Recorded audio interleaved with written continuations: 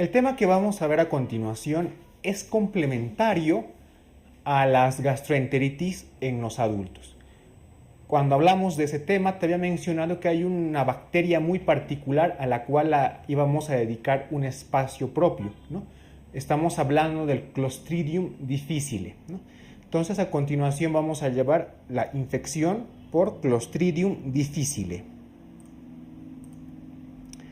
Bien, tienes que saber que el Clostridium difficile es la principal causa de diarrea nosocomial, es decir, es la principal causa de diarrea dentro del hospital.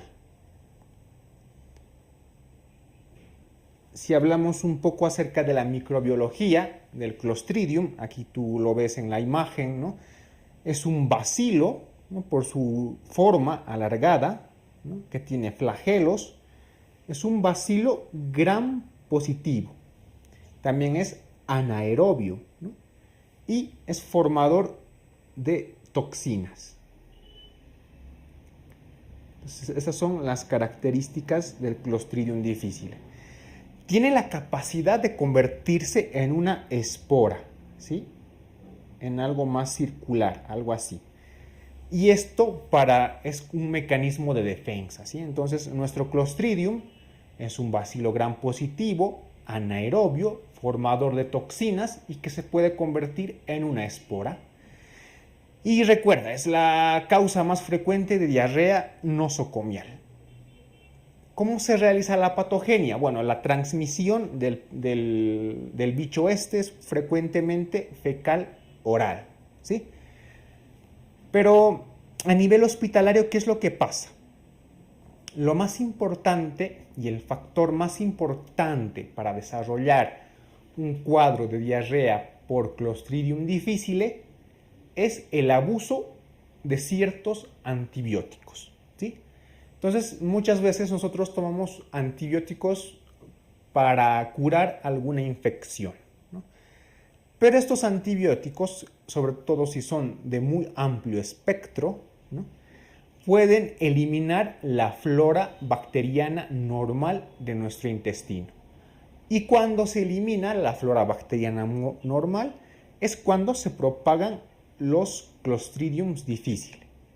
Estos Clostridium invaden la mucosa y se produce la diarrea. Este gráfico que tú aquí ves es muy bonito, ¿no? Entonces te lo voy a describir un poco. Tú aquí ves, donde te estoy señalando, los antibióticos, ¿sí? Entonces, estos antibióticos uno los toma. Todo lo que tú ves aquí es el epitelio del intestino, las células epiteliales, todo lo que te estoy señalando. Entonces, estos antibióticos, si tú me sigues el cursor, actúan sobre nuestra flora bacteriana normal, ¿no? Y aquí en lila, si tú ves, están los Clostridios difíciles. Entonces, normalmente la flora bacteriana normal no permite que estos Clostridium se multipliquen. Pero hemos tomado algún antibiótico o hemos administrado a un paciente un antibiótico potente. Este antibiótico elimina esta flora bacteriana. O sea, aquí vemos en el cuadro B cómo la flora bacteriana se va eliminando. Entonces es donde se están propagando los clostridios, ¿no? Los de color lila con los pelitos. Son flagelos, no son pelitos, pero bueno. Entonces, para que me entiendas, entonces estos clostridios se propagan y forman dos toxinas. Tú aquí en color rojito, y estos cuadraditos que tú ves son las toxinas. Una toxina A y una toxina B. Entonces, estas toxinas desencadenan una reacción inflamatoria. Si tú aquí ves, en el cuadro D, se están preparando varios agentes o células que están presentes en la defensa de nuestro organismo. Entonces, se produce una reacción inflamatoria y dado esto, se va a producir una diarrea. ¿No? Una diarrea, en este caso, de tipo inflamatorio. Este concepto de diarrea inflamatoria ya lo hemos visto en el tema de gastroenteritis en el adulto. O sea, solamente es para que recuerdes un poco. Entonces, esta es la patogenia básica por la que se produce la infección por Clostridio difficile. Entonces, ¿cuáles son los factores de riesgo que predisponen a la infección por este bacilo? Entonces, esto es importante que te lo aprendas, ¿no? La edad avanzada, pero el más importante, y te lo vuelvo a recalcar, es el tratamiento con antibióticos. O sea, el tratamiento con antibióticos previo, entonces puede desarrollar en un paciente una diarrea por Clostridio difícil, ¿no? Es el factor de riesgo más importante. También se ha visto estudios que los inhibidores de la bomba de protones, como el omeprazol, son factores de riesgo para desarrollar esta infección.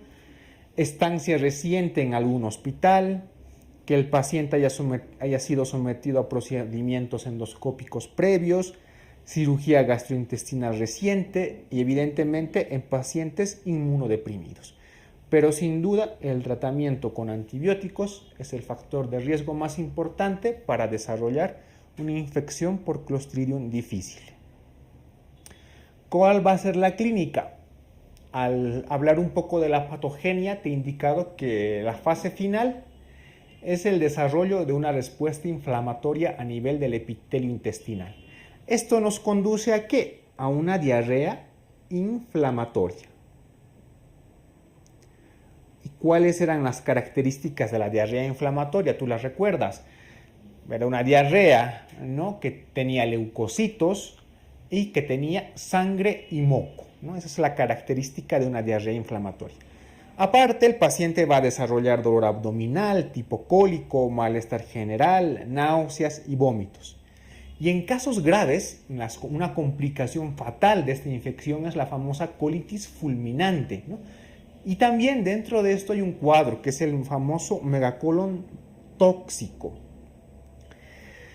Aquí tú en la imagen ves una radiografía con un colon bastante dilatado, ¿no? Las flechas que te están indicando te están mostrando el colon bastante dilatado, ¿no? Si tú ante la sospecha clínica y con la imagen radiológica descubres esta imagen, pues estás frente a un megacolon tóxico. Entonces te he indicado de que el megacolon tóxico es una complicación, pero también puede haber perforación si es que no hay un tratamiento oportuno, ¿no? Entonces estas son las complicaciones básicas principales de la infección por Clostridium difficile.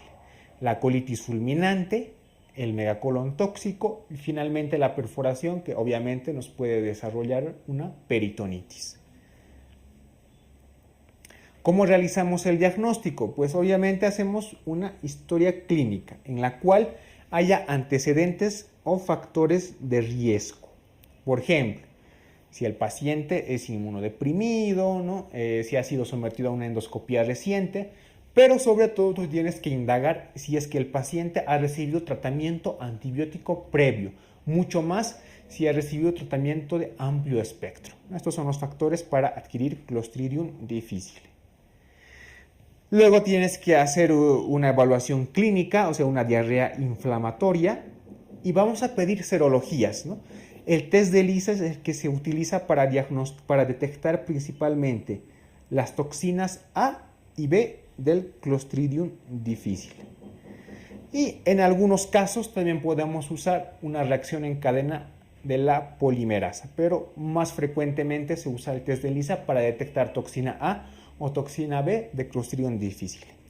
La colonoscopía solo está indicada si existe una clínica compatible alta, ¿no?, y los estudios bacteriológicos han sido negativos. En general, la colonoscopía no está indicada.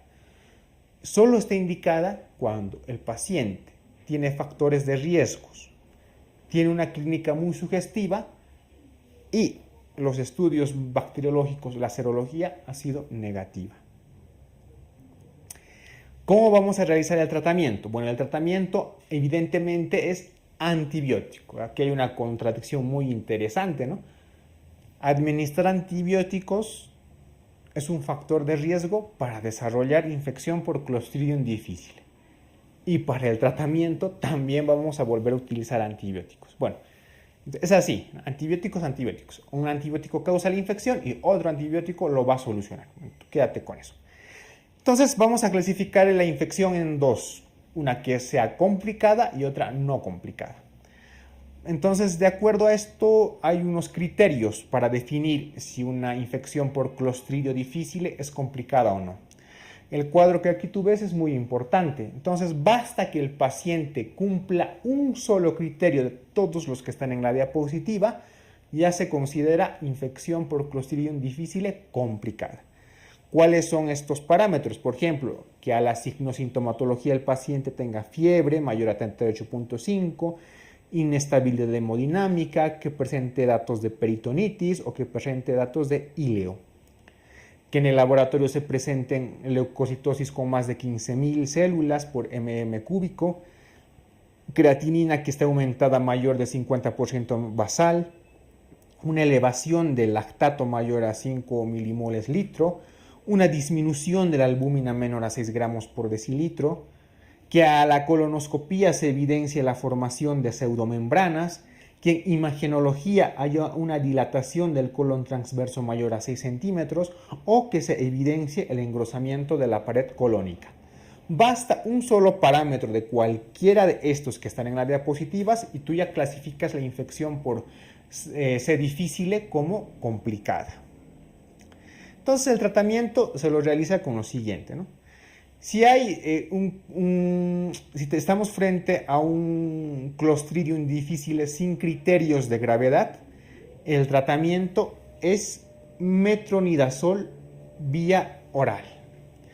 Si el paciente presenta criterios de gravedad, utilizaremos vancomicina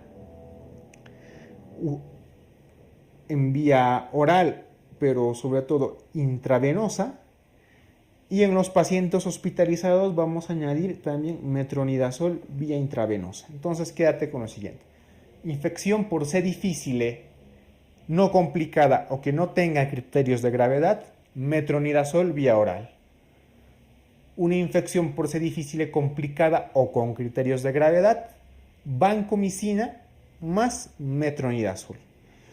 En los pacientes que no respondan al tratamiento antibiótico, ¿sí?, o que desarrollen íleo paralítico grave, perforación o peritonitis, debemos realizar cirugía de urgencia, ¿no? Sobre todo estamos hablando de las complicaciones de la infección por Clostridium difficile. En estas complicaciones debemos realizar una cirugía de urgencia.